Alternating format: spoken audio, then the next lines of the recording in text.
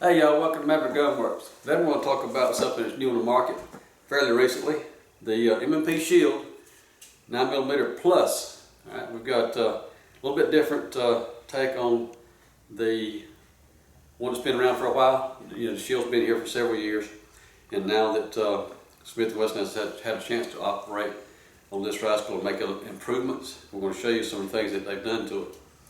First off, we're going to do, as always, we'll check and make sure that the gun is empty. All right. I'll tell you the biggest thing with this is the capacity wise, and the trigger is a much better trigger than what they had before. And we've done a lot of trigger work and replacement on the older models. It makes a big difference. It's not so squishy, but this one is a big improvement. All right. First thing you want to look at though is if you're shopping for one of these and you see them in a gun case, pay attention closely to the engraving on the side of the frame. That will tell you it's a Shield Plus. That's what you're looking for if you're looking for the higher capacity model. The grip is slightly different textured also, really good textured grip on it. But the biggest thing is if you pick the guns up side by side without noticing that, it's really hard to tell the difference. But you pop the magazine out and right there is the tail. All right. Your Plus magazine is going to have much wider down here, kind of narrows up the top like a chimney kind of thing. And that's where you get your extra capacity from. Other than that, it's really hard to tell unless you really look close at it. Okay. So to be in the case, pop the magazine out, you'll be able to tell quickly. You got 13 rounds on this one, and one in the chamber if you choose to. So anyway, look at options here. Now on this model, go ahead and close it for me. We have a manual safety here, which is personal preference again, if that's something that you feel is necessary. And with these also, I believe you can rotate. You can be able to have the option to change your magazine release button from either side, right or left. But the biggest difference in this, guys, the trigger, to me, the capacity obviously, but in the trigger is much different, much better than what I had before. Rather than breaking down as a hinge pin in the center like it did on the older models, this has a flat-faced safety tab in front that will help as far as feel-wise also. But pulling the trigger right here is much more positive feel than the newer or the older versions, rather, the first generation. I know the first generation, when you pull the trigger, it was almost spongy feel, and with these it's much better feel. Still probably not what a competition user would like to see, but for a carry gun, it's really much better than what it had before.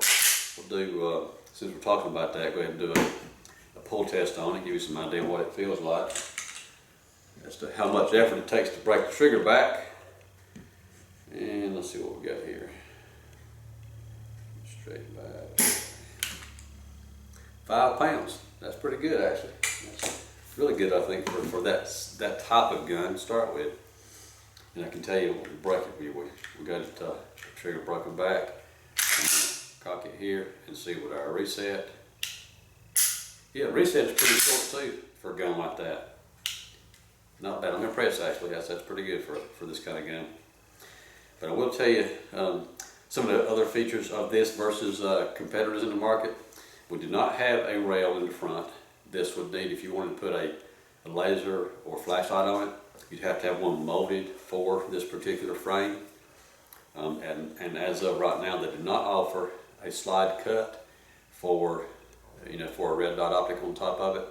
They got your traditional plain white dots, which are not bad, but they're not, with what's available today, they're not the best way to go. Okay, you've got a lot of choices there. So if I look at this and compare it to quickly a couple other options, happen to have a Springfield Hellcat right here, and looking virtually for the same price almost.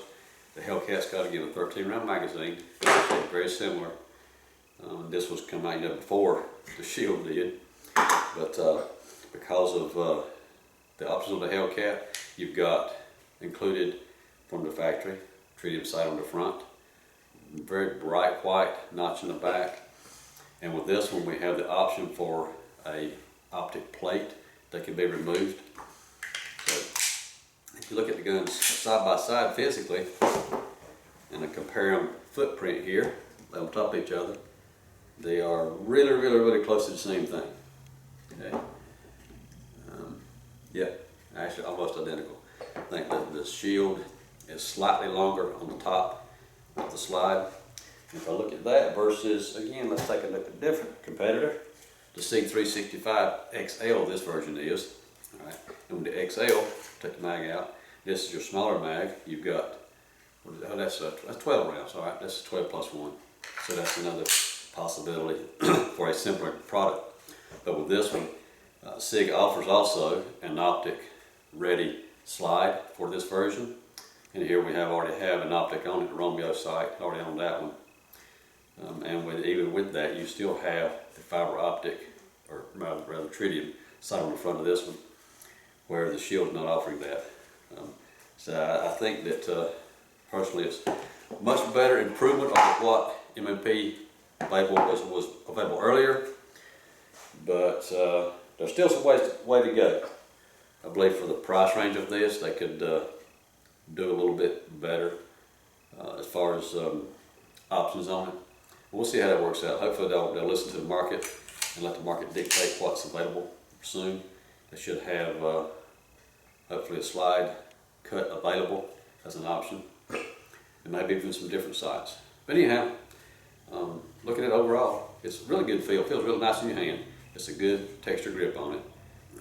But if you compare it to other products on the market, and if you're a Smith & Wesson connoisseur, actually a big MMP fan, it's a good improvement over what you had before. Anyways, thanks for watching, and if there's something I can help you with, gunsmith-wise, give us a call, Maverick Gun Works.